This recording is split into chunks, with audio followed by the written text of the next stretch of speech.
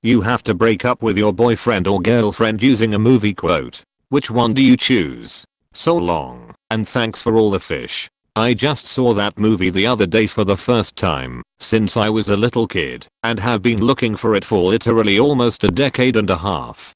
Today we celebrate our Independence Day.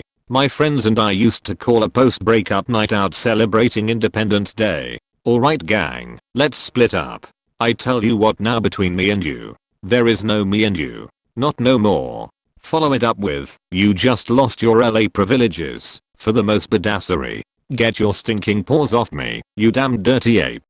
What are some red flags of a bad friendship? When they don't listen to what you have to say. Continually feeling like you want to say something, but should hold your tongue. Being dismissive of all your interests and achievements. Meanwhile everything they do, no matter how mundane, is amazing. Right. I have a friend who is just competitive about everything. I'm sure it had a lot to do with the sibling rivalry he had with his brothers, but with me it just gets old. You see, you got a private message from them, and your gut reaction is to start getting nervous or anxious. What is it this time? When they only ask you for things, but never offer anything in return. They're just using you. When they embarrass you in front of your other friends, and don't apologize later. Always saying they'll pay you back and never do. When you call them out on bad behavior they act like the victim. Major red flag this one is. Flaking on engagements with you, and only talking about themselves without asking about how you are doing.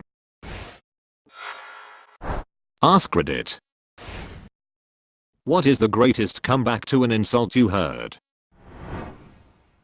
Young lady was acting like a total bitch in this restaurant to the staff, and this middle-aged lady said, "Oh honey, you're not pretty enough to act like that."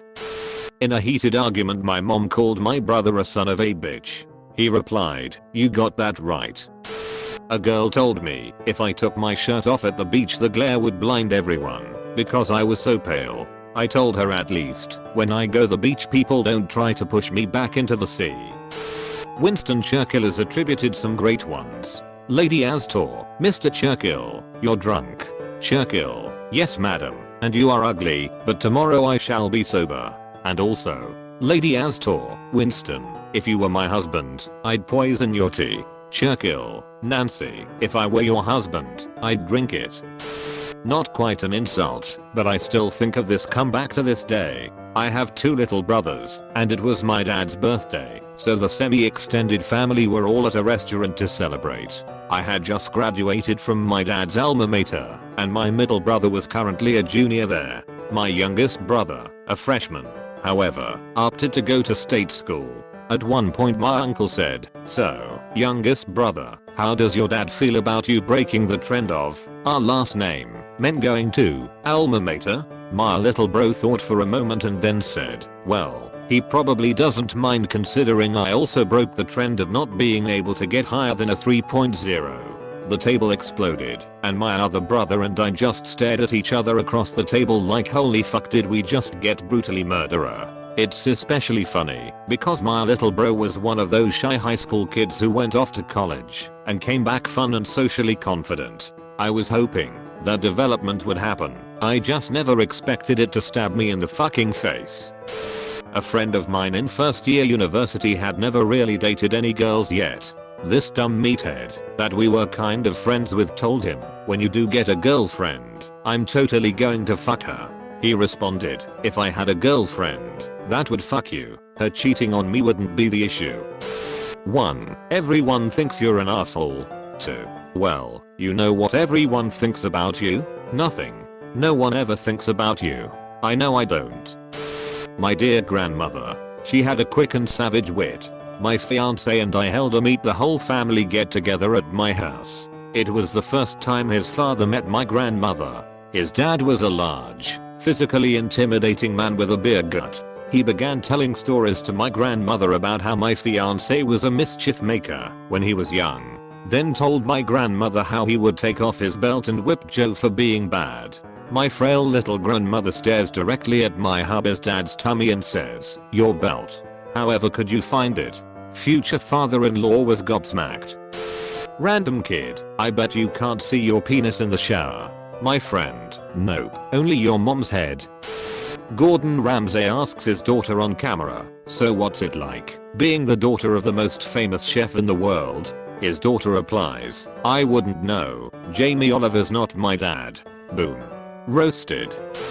Was once criticized by an older family member for having a straight tooth. That gave me a bit of a craggy smile as an adolescent. It has settled in nicely. I was raised to not criticize what people can't help and to give compliments where possible. And so I did just that. Sorta. Aunt. Nice crocodile smile. Me. Oh, thanks. Aunt. It's just that tooth, you know, makes your smile all crooked, but it's not that bad. You could get it fixed. Me. I suppose, but I know I'll never have teeth as nice as yours are. They are like stars. Aunt. Like stars? You mean as in bright? Me. No, as in they come out at night. My uncle had given me a book called 1001 Insults for Every Occasion a while earlier, and that gem was in it. When I was in middle school many years ago, a bully was teasing an awkward kid about not being able to get girls and being gay and never being able to get laid. Another bully spoke up to the first bully and said, bitch, you ain't had pussy since pussy had you, and the entire class and the teacher started laughing. The original bully shut up. From Casablanca. Yugat, you despise me, don't you? Rick, if I ever gave you any thought I might. I heard a story once about some girls in an elevator who were insulting some black guy in another language they thought he didn't understand. Hindi, I think, specifically commenting on his ugly black face. Apparently the guy waited till the elevator reached his floor, looked at them, and in perfect Hindi said better to have an ugly face than an ugly heart and left. Lunch lady got me in front my whole class. Tuna fish was for lunch. I said tuna fish, I'd rather a shit sandwich. Without missing a beat, this 80-year-old lady fires back, wait right there, I can make you one in the back. Needless to say, I went with the tuna. Back quote, go fuck yourself. Fuck me yourself, you coward.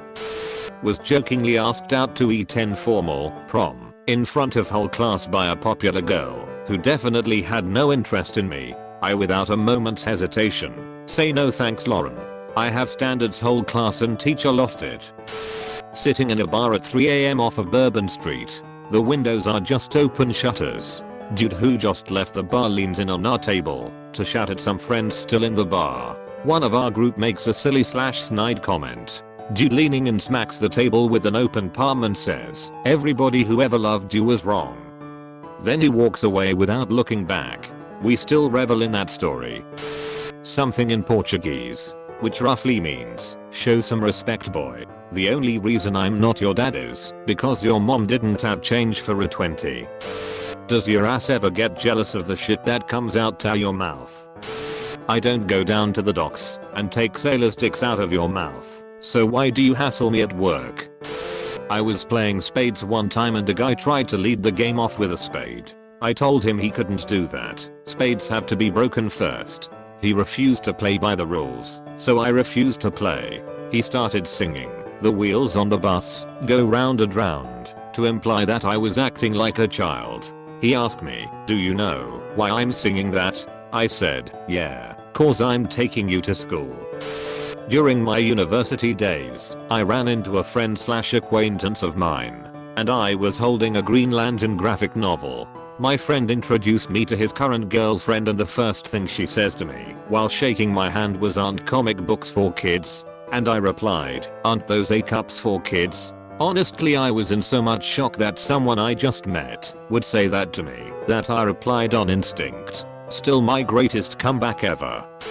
I was in first grade and we were on the bus about to go home, and some mean bully yelled at me, and it went like this. Bully, "Hey, my name. Why are you so gay?" Me, "Because I like to copy you." Bus, "Oh no he didn't." That was the best comeback I have ever made, and the kid behind me said, "Ha nice," then like bro slapped my hand, and I felt so cool. Later in 7th grade I figured out I was gay, so checkmate bully. A street hustler is trying to hand out / sell CDs and an overweight gentleman walks by and says, "No thanks." Hustler, "If it was a donut, you'd eat it." Tubby, "If it was $1, you'd beg for it." Teacher asks a tough question. Jimmy says the correct answer. Karen, "Lol you backquote re such a nerd." Teacher, "Be nice to him, Karen. He could be your boss someday." Jimmy, it back quote okay teacher, I have no interest on being a pimp anyway. Whole class losing their minds.